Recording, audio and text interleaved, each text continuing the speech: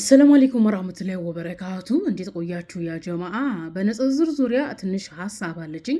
እሱ ምንድነው? ንጽጽር ራሱን የቻለ ፕሮፌሽናል ፊልድ ሆኖ ሳለ ንጽጽር እናደርጋለን የሚሉ ሰዎች ግን በሁለት ጎራ ይከፈላሉ።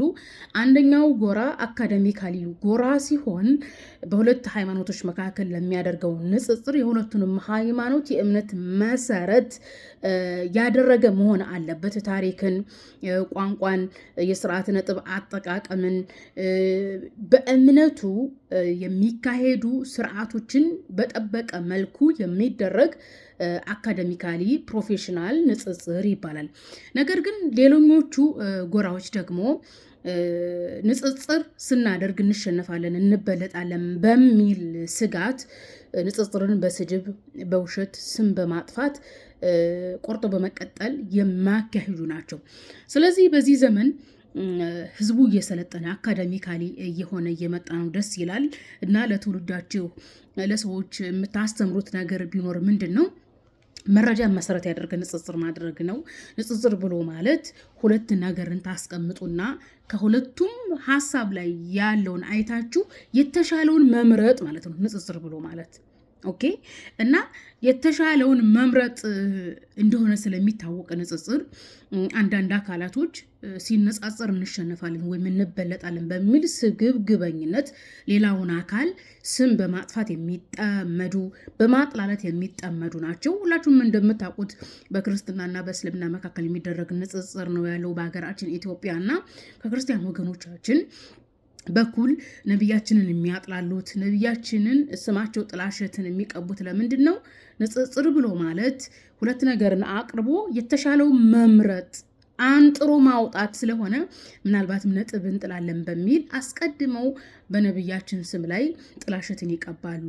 ምክንያቱም እናት ለልጇ ጡት ስታጠባ ኖራ ልጁ ጡት እንዲጥል ስለፈለገች ሬት ትቀባለች። ሬት ስትቀባው ሬቱ ሲመረው የሚጠቅመውን ወተቱን ጡቱን ይተዋል።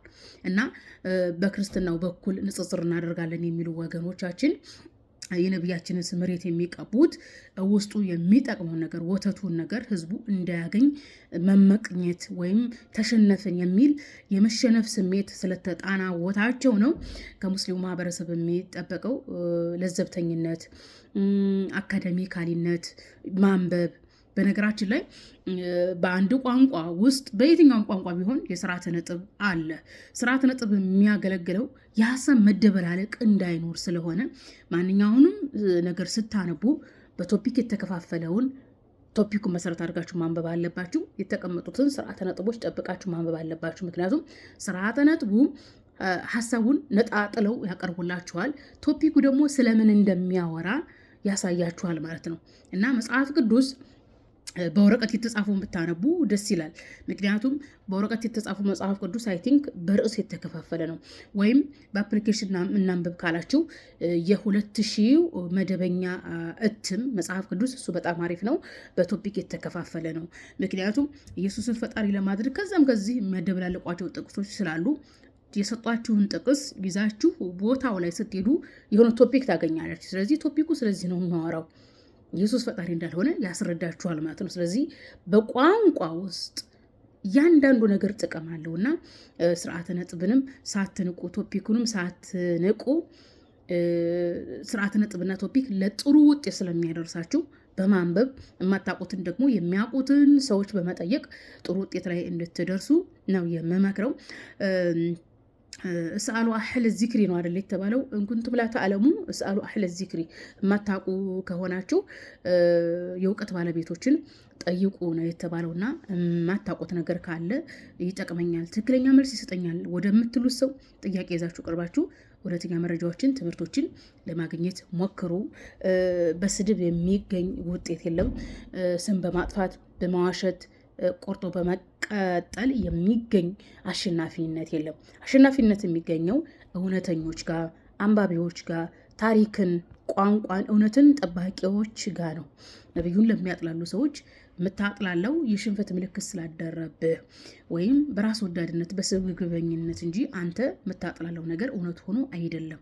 ስለዚህ ነቢዩን ማጥላላት የአንድን ሃይማኖት እውነት አያደርገውም። ኦኬ፣ ሃይማኖት እውነተኛ ከሆነ መጽሐፍን ግለጥና መለኮታዊ ነጥቦች ላይ እንነጋገር።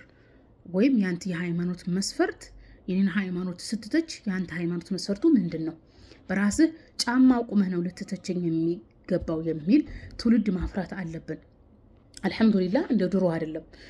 ኢቨን ለምሳሌ ንጽጽር እንዴት እንደጀመርኩኝ በሌላ ጊዜ ቪዲዮ ሰራላችኋለሁ። ለዛሬው ይበቃልና የተማረ ትውልድ፣ የሚጠይቅ ትውልድ፣ የማይሳደብ ትውልድ መሆን አለባቸው ለማለት ነው ይህን ቪዲዮ የሰራሁት። ቪዲዮውን ኮፒ ሊንክ ልል ነበር ቲክቶክ መስሎኝ እና ሸር አድርጉ እስከ መጨረሻው እዩ ለማለት ያክል ነው ዩቲዩብ ላይ